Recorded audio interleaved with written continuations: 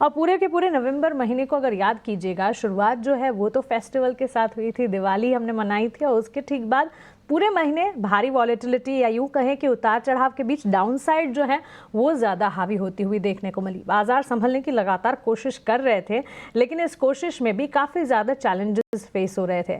ऐसे में अगर आपको एक पूरी तस्वीर हम दिखा दें कि निफ्टी के लिए नवंबर सीरीज कैसी रही, कहाँ पर एक्शन दिखा, कहाँ पर लगार्ड्स देखने को मिले और कहाँ पर मोमेंटम देखने को मिला, तो कैसा रहेगा। मेरे सहयोगी जिनय मेरे साथ यही रिसर्च लेकर जुड़ गए हैं। आइए उनसे जानते हैं नवंबर सीरीज का पूरा लेखा जोखा। जिन्हें आप बताइए। Good afternoon. बिल्कुल गुड आफ्टरनून। नवंबर सीरीज़ ख़त्म होते हुए नज़र आ रही है। अगर हम देखेंगे तो सीरीज़ एक्चुअली वहीं ख़त्म हो रही है जहाँ से पूरा शुरुआत हुआ था। अगर हम अक्टूबर सीरीज़ की बात करें तो वो ख़त्म हुई थी करीब 24,205 पर, और वहीं नवंबर सीरीज़ की शुरुआत हुई थी 24,303 के आसपास से। अगर हम इसमें निफ्टी का परफॉर्मेंस देख ले, पिछले एक्सपायरी में क्या रहा था, तो पिछले 7 में से 4 टाइम्स हमने देखा है पॉजिटिव रिटर्न्स देखते हुए, वहीं 3 बार हमने देखा है कि नेगेटिव रिटर्न्स देखने मिले थे पिछले 8 सीरीज़ में। पिछला जो सीरीज़ था नवंबर, ये थोड़ा सा हल्का सा एक नवंबर नेगेटिव साइड पे हमें देखने मिल रहा है। वहीं अक्टूबर भी एक काफ़ी नेगेटिव देखने मिला था एक्सपायरी की बात करें तो।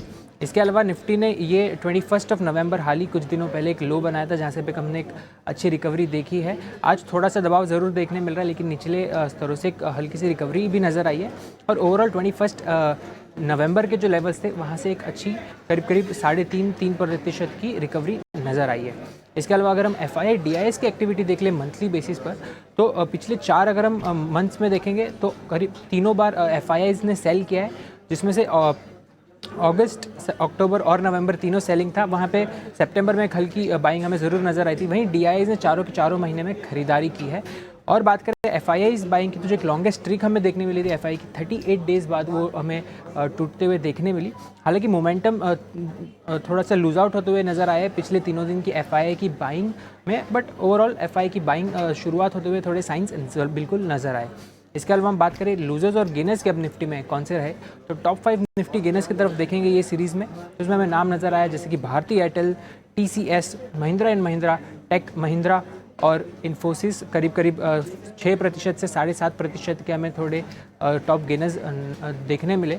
वहीं अगर हम लूजर्स की तरफ देख लें निफ्टी में कौन से रहे, टॉप 5 लूजर्स की तरफ देखेंगे तो Asian paints, Britannia, NTPC, SBI life और बजाज फिनसर्व नज़र आया।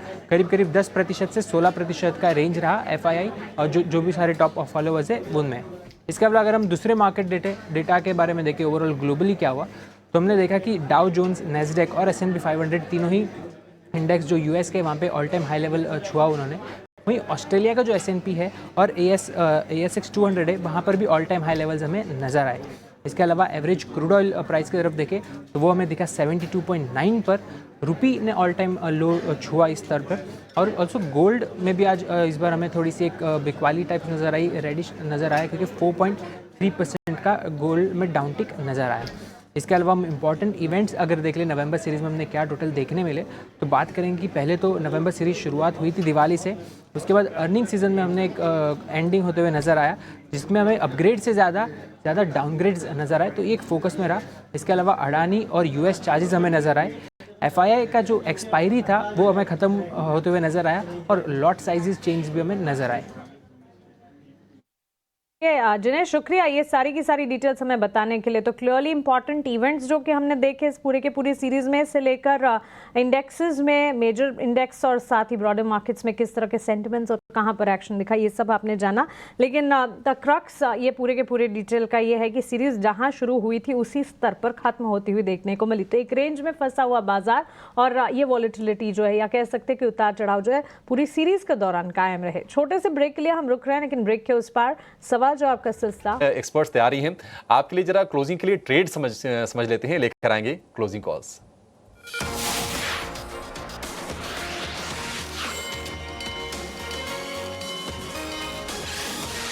अक्षय जी नमस्कार, शुरुआत आपसे करेंगे। बताइए क्या चुना है आपने? बाजार तो कमजोर है, लेकिन क्या सौदे आपके तेजी के हैं? जी, गुड आफ्टरनून अभिषेक जी। सभी को नमस्कार। मेरे सौदे जो है दोनों बाइंग की तरफ है, क्योंकि मेरा मानना है कि आज का जो डाउनसाइड वोलेटिलिटी देखा है हमने वो एक्सपायरी रिलेटेड मूव है। तो अभी भी जो जो सेटअप स्ट्रांग है टेक्निकली, उनको मैं बाय की तरफ ही चुनना चाहूंगा। तो पहला स्टॉक है ओबेरॉय रियलिटी। गए 5 से 6 हफ्ते से एक रेंज के दायरे में सीमित है। जब भी निफ्टी में भारी गिरावट देखी थी तभी भी ये स्टॉक ने अपना सपोर्ट संभाला हुआ है। तो 1950 एक अच्छा सपोर्ट बन चुका है स्टॉक में, बस मोमेंटम लौटने की देरी है। और मैं एक्सपेक्ट कर रहा हूँ कि दिसंबर सीरीज में जल्दी आपको ये मोमेंटम अपटिक दिख जाएगी, जिसके चलते ओबेरॉय रियलिटी में आपका टारगेट 2132 और 2175, ये दो टारगेट आपको जल्दी दिख सकते हैं। स्टॉप लॉस आपको 1932 का बनाना है। दूसरा ट्रेड है ओएनजीसी। तो ओएनजीसी में देखिए आज गए 2-3 दिन से स्टॉक एक साइडवेज एक्शन में है, पर उसके पहले एक अच्छी रिकवरी रैली हमने देखी थी 240 से 260, और हमारा मानना है कि एक शॉर्ट टर्म रिवर्सल अटेम्प्ट कर रहा है ओएनजीसी। सपोर्ट बेस से रिकवरी अच्छी हुई है और ये जो रिकवरी रैली है ये 263 और 271 तक कंटिन्यू हो सकती है। तो ओएनजीसी बाय करें विद स्टॉप लॉस ऑफ 243.5।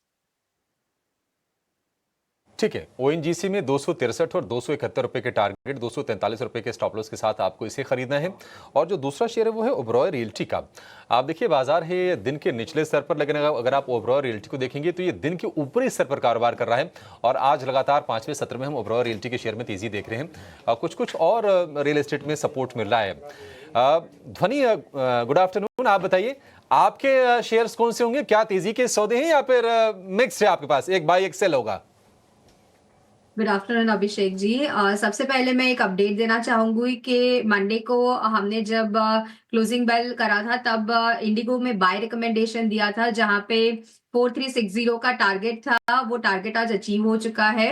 और उसके अलावा आज की हमारी जो रिकमेंडेशंस रहेगी उसमें डेफिनेटली बाय और सेल दोनों का यहाँ पे मिक्सचर रहेगा। सबसे पहला काउंटर जो मुझे यहाँ पे पसंद आ रहा है वो है ओएनजीसी का। ऑन द सेल साइड रहेगा इसके अंदर। ओवरऑल चार्ट स्ट्रक्चर इसका यहाँ पे वीक देखने को मिल रहा है और फर्दर गिरावट जो है वो इसके अंदर आपको देखने को मिल सकती है, जो 240 रुपए तक का नीचे इसका टारगेट बनाता है। और स्टॉप लॉस के तौर पे आपको ऊपर 258 का लेवल ध्यान में रखना है। दूसरा काउंटर जो मुझे यहाँ पे पसंद आ रहा है वो है पॉलिसी बाजार का। ये हमारा बाय साइड का ट्रेड रहेगा। ऑलरेडी हमने जब पीसीआर से ये कॉल शेयर करा तब 1855 का भाव चल रहा था और इसके अंदर एक सडन स्पॉट मोमेंटम देखने को मिला है। ये फर्दर आपको कंटिन्यू 1945 के लेवल्स तक देखने को मिलेगा। जैसे ही 1945 क्रॉस करते हैं फर्दर गेन्स इसमें देखने को मिल सकते हैं। स्टॉप लॉस हमने उस वक्त 1790 का सजेस्ट करा था, जिसको मैं रिवाइज करना चाहूंगी। अब इसके लिए स्टॉप लॉस जो आपको मेंटेन करना रहेगा नीचे की तरफ में, तो आप 1825 का स्टॉप लॉस लगा के रखें। दूसरा स्टॉक यहाँ पे जो तीसरी पिक मेरी है वो सेल साइड की रहेगी, जहां पे एनटीपीसी का काउंटर है। एनटीपीसी के काउंटर में यहाँ पे सेल साइड की रिकमेंडेशन है। ओवरऑल चार्ट स्ट्रक्चर इसका वीक है। 200 ईएमए को हम बार बार यहाँ पे एक सप्लाई जोन बना के चल रहे हैं और वहां से स्टॉक एक डाउनवर्ड मोमेंटम दिखा रहा है। तो इसी को फर्दर कंटिन्यू होते हुए नीचे 345 का टारगेट एनटीपीसी में बनता है और स्टॉप लॉस के तौर पे आपको 371 का लेवल ध्यान में रखना है। एनटीपीसी में भी बिकवाली की सलाह है और 371 का स्टॉप लॉस होगा, टारगेट 345 का। पॉलिसी बाजार के में खरीदारी की सलाह है, टारगेट 1945 का। ध्वनि, ये दोनों शेयर तो आपके ठीक हैं।